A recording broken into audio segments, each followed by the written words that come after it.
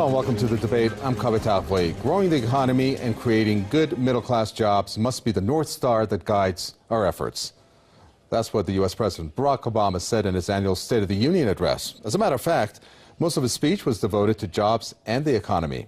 In this debate, we'll discuss why the U.S. President is struggling in improving the state of the U.S. economy and also do a fact check on some of Obama's figures, such as his claim that the deficit was reduced by more than $2.5 trillion. The U.S. economy remains a focal issue as the country struggles to revive from its worst recession in decades.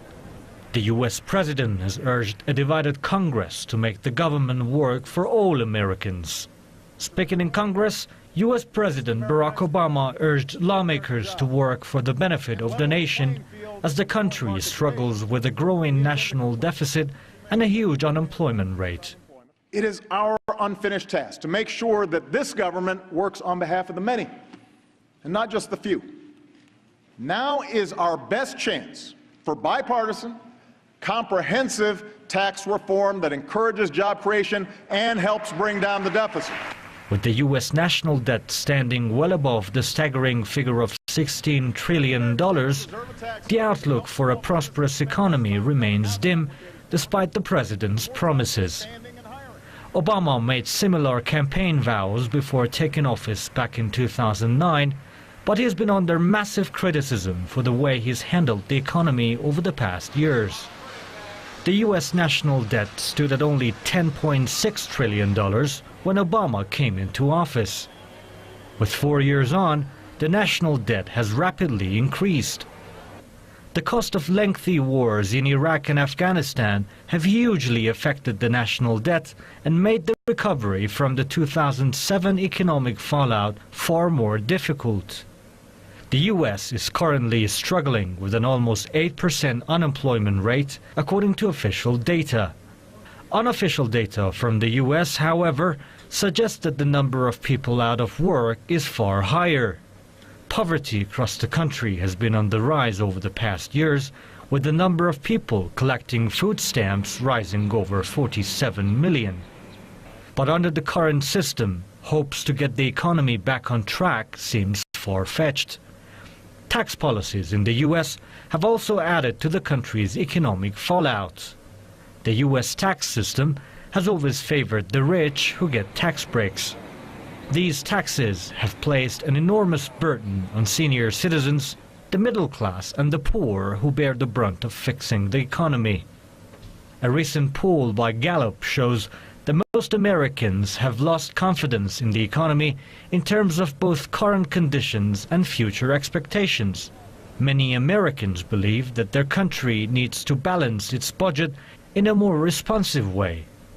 Winding down the war in Afghanistan, domestic investments and ending tax breaks for millionaires are among many other things the U.S. public has been demanding to get the economy back on track.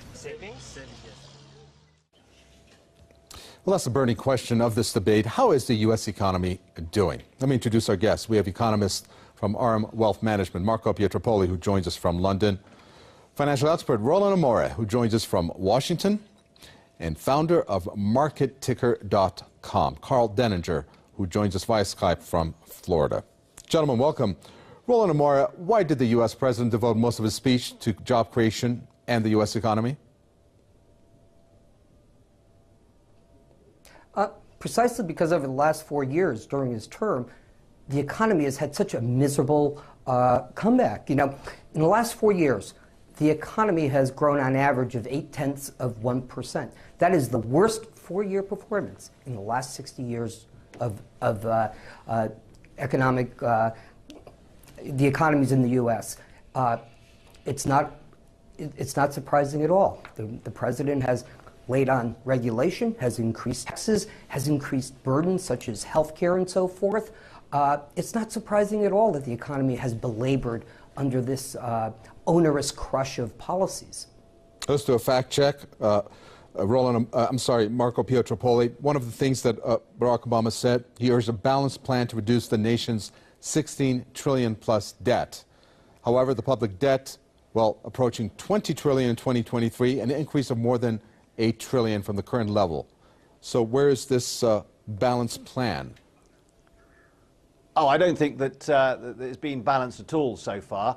The deal over the fiscal cliff at the beginning of the year was mainly on the tax raising side, and very little was done on the spending side. So I don't believe a balanced approach has been taken so far, and I would really argue that the US economy in real terms hasn't actually been growing at all over the last few years. What there has been is debt accumulation, there has been data manipulation, market manipulation, and the result is that this huge debt burden has built up. And of course, there's no way that any of this money is ever going to be paid back. The best that the US can hope for is to reduce its deficit so that it can stop building up the debt at a huge pace. But at this pace, the US is heading for a Greek-style fiscal situation within the next 3 to 5 years, unless serious actions are taken. But of course, things have gone in many ways too far, because if serious action is taken, that in itself will drive the economy into recession, which will make the debt less sustainable. So it's a very difficult situation. Karl Denninger, we're trying to get an idea of the state of the U.S. economy. Therefore, let's reflect on some of the things Obama said in terms of fact check. He said both parties have worked together to reduce the deficit by more than $2.5 trillion. But that's only an estimate, isn't it? And that's through the year 2022. What do we think? Go ahead. Yeah, it's an estimate, and it's worse than that. The Congressional Budget Office is where these numbers come from, which is a supposedly nonpartisan arbiter of reality. The truth is that the Congressional Budget Office in 2000 said that by 2007 we would have no national debt at all. And this was a projection of policies that were in place during the time of President Clinton's last year in office. The problem with the CBO's numbers is that by law, they are required to use legal policies regarding tax, revenue, and spending that exist at the time that their particular projection is made, without looking at the likelihood that those policies will be modified or continued. So, for example, one of the things that they have used historically is that the AMT exemption, which takes a huge amount of money out of the Treasury every year, will actually expire. But for every year, that AMT exemption is then phased back in to adjust for inflation. So the numbers that are produced by the CBO are intentionally fraudulent, but it's not that they're trying to hose people. It's that the law says that they have to compute things in this particular fashion, so that's what they do. The truth is that the budget deficit that we have right now is about 8% of gross domestic product.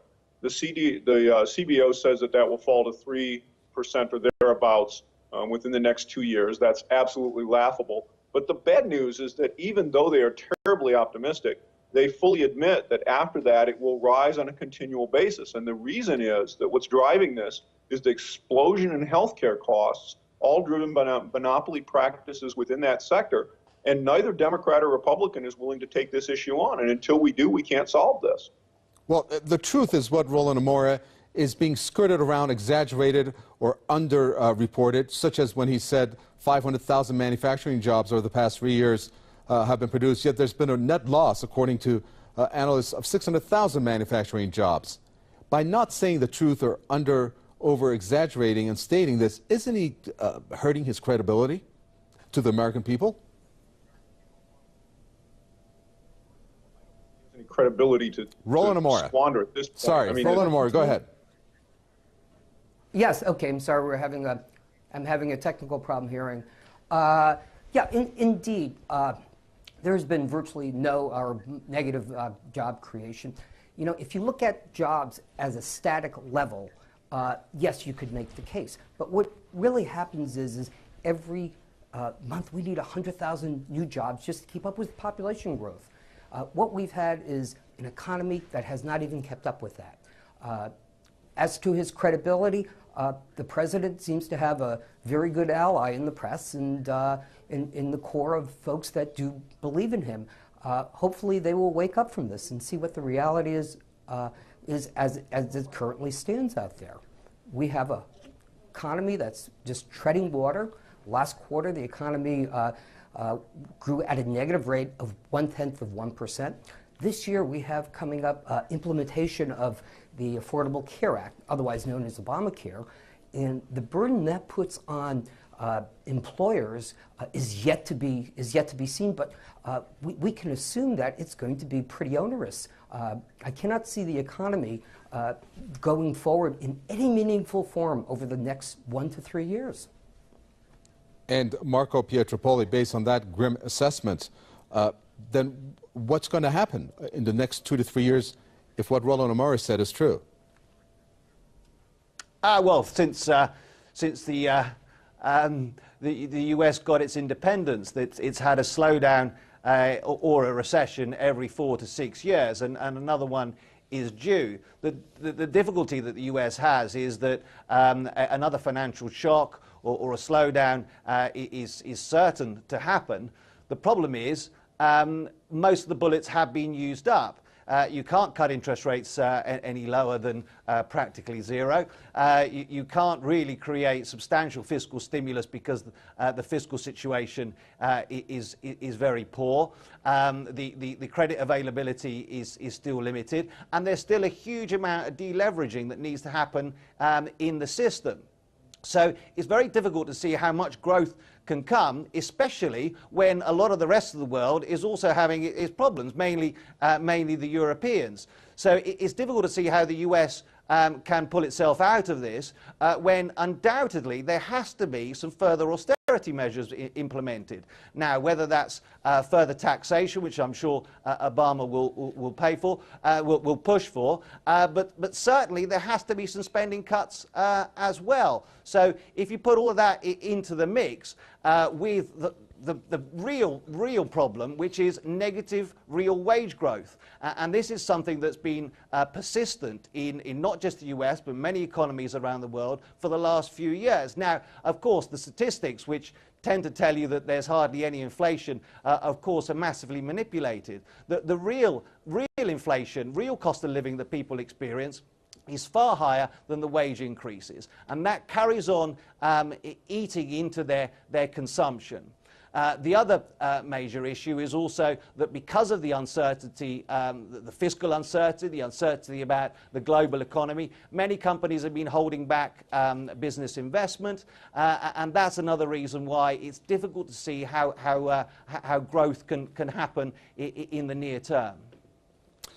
You know, you talk about wage increase there, Karl Denninger, and that's been one of the subjects that Obama has raised in terms of an increase for the minimum wage from $7 an hour to, I believe, $9 an hour. Is that going to help when you have the debt, how that's being increased, and other factors? Perhaps you can explain to us why that will or will not work. No, it's absolutely crazy. That's $7.25 to $9. That's a 25% increase. The reality is that nobody hires anyone at a net negative return. So if you cannot produce at least $9 worth of actual tangible value every hour for your employer, you lose your job. And it would be nice if it was just $9, but it's not. On top of that, you have the Affordable Care Act mandates that are going into effect next year. This is going to roughly add 50% per hour to the cost of employing people in lower wage jobs. And unfortunately, in those jobs, which are relatively low skill, they just simply don't produce enough value for the company to be worth that kind of money. If we were to actually put that into place, and I don't think there's any chance that it would pass, but if it does, I would anticipate that it would result in a loss of 4 to 5 million jobs from the payrolls as they stand now. That would be a catastrophic hit, more than wiping out all of the alleged gains.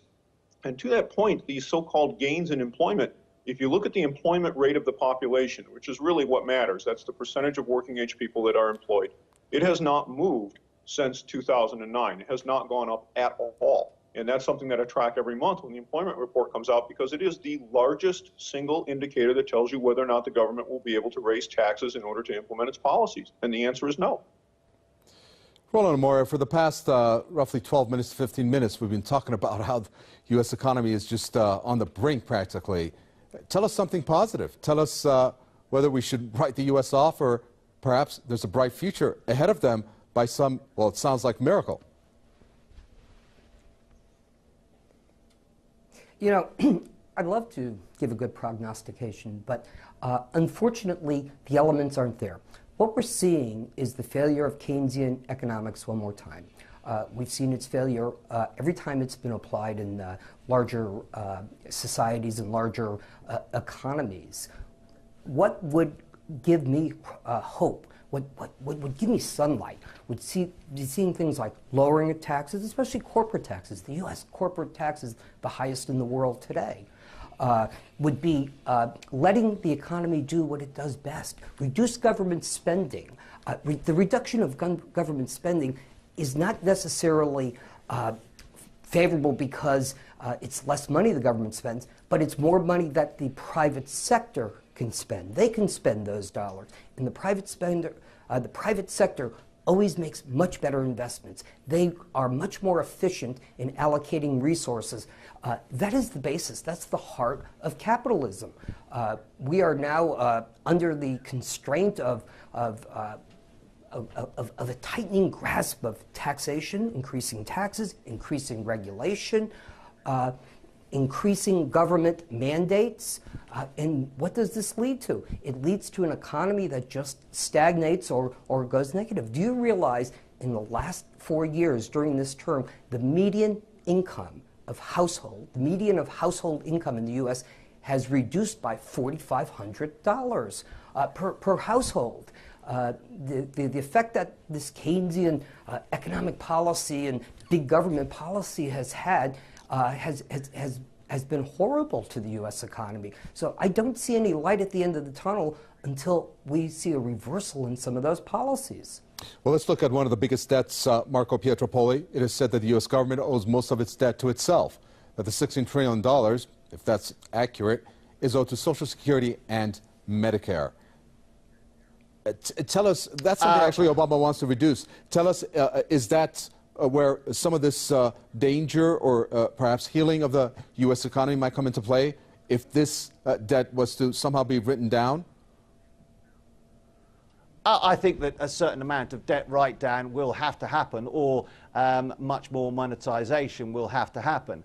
I think that what everybody, or what a lot of people miss, is not the outstanding liability now, which is the issue. It's the unfunded liabilities, which is absolutely vast in terms of pension, healthcare, and other liabilities that the government has. So it's very difficult for the government to get control of the situation. Who owns a lot of the debt at present? Well, the Chinese own quite a bit. The Federal Reserve now owns a big amount of the US debt, and of course they can write it off. But it's very difficult to see how, once a country gets to these levels of debt, with the level of deficits, with a stagnating economy, how that they can manage the debt without significant growth moving forward. And therefore, some kind of debt restructuring or debt write-down is probably likely at some point in the next few years. I can't see how that can be avoided unless, the other option is, of course, wholesale monetization, which carries on to some extent, but I think the monetization will need to be far greater. Karl Denninger, is that a possibility, this debt write-down in terms of Social Security and Medicare? Yes, but again, the change has to be done on the medical side. So it's Medicare and Medicaid that are the two largest problems. Social Security can be returned to being reasonably close to self-funding. It's not there today, but relatively modest changes in both benefits and taxes would get there. Medicare is a different story. But the problem is really not Medicare per se, it's the underlying medical system. And this is the problem that we have with our government right now, in that this isn't being talked about at that level. People are talking about Medicare, Medicaid. They say, well, you want to throw Granny under the bus. But the truth is that we are currently spending about 20-some% of our national output on medical care, which is twice as much as every other developed nation in the world. And the reason we're doing it is because we shoulder the burden of development of all of the advanced medical technologies, and it's done through monopoly practices that nobody wants to touch. This must end because the rate of increase is approximately 9% annually from 1980 on forward to today. That cannot be sustained. It will bankrupt the country, and it doesn't matter what the government does to try to address its own budget issues if we don't tackle that. The other problem, though, that we have right now is that every time the Federal Reserve goes out and monetizes debt, buys bonds, and we engage in deficit spending, people think this is something that can be done to stimulate the economy without cost. The truth is it's just a simple matter of increasing the divisor in the amount of money and credit in the system. And so what you've done is essentially implemented a tax in the same amount of the deficit. So if the government's running an 8% deficit, what they've done is taken 8% of everyone's purchasing power in the economy away from them. So if you're wondering why the middle class is going backwards and has seen tremendous destruction in their real wages, your answer is right there. And it isn't going to stop until the government stops running deficits. You know, the middle class is mentioned by you there, Karl Denninger. Rollin Amore, this question to you. You've also talked about the middle class. Let's reflect on what Republican Senator Marco Rubio has said. Past presidents from both parties have known that our free enterprise economy is the source of our middle class prosperity. For President Obama, well, Rubio said he believes it's the cause of our problems. Do congressional Republicans actually have a point that Obama's plan relies too much on government and not enough on the market to rebuild the middle class? Oh, absolutely. Absolutely. Look, the premise is this. The greater the government spending, the less the private sector spending. The government does not spend dollars well. Government invests in things like Solyndra and other boondoggles while holding back true innovation. The middle class, you know, the middle class is the success formula. That's how you measure success in the U.S. That was the great attribute of capitalism. You had this growing middle class, and you have it wherever capitalism is. If you inhibit economic performance, if you stifle it by overtaxation, if you stifle it by overregulation, if you stifle it by overreaching as a government, it's the middle class who is the beneficiary of a good economy now becomes goes on the loser's end of a soured economy. Very well. Let me bring in, I'm sorry to jump in, I just want to get Marco Pietropoli back into this. In closing, Marco Pietropoli, topic of this debate was the status of the U.S. economy. Let's talk about some real numbers that some analysts are saying. Unemployment, 41% of America unemployed. 1 in 3 doesn't want to work at all. That's according to many economists. And that we're looking at a scary statistic, if that's true, if the employment to population ratio is taken into account. Is that what we're looking at? Quickly, if you can, in 30 seconds. Well, as one of your other guests already said, the participation rate over the last few years hasn't changed. And the situation is likely to deteriorate in the next economic downturn and with further austerity measures that will be implemented. And the solution isn't to print more money and for government to get bigger and to tax more. But I'm afraid that that's probably the way that, that things are going to go. Very well, we're going to have to leave it there. Thank you very much. That was Marco Pietropoli, economist at RM Wealth Management, with his comments there. Also like to thank financial expert Rollin Amore from Washington and Karl Denninger, founder of MarketTicker.com, spoke to us from Florida. Thank you for watching another edition of The Debate. Any questions or comments, feel free to send it to newsroom@presstv.ir. From me, Kobe Takwe, and the entire team in the capital, Tehran, it's goodbye.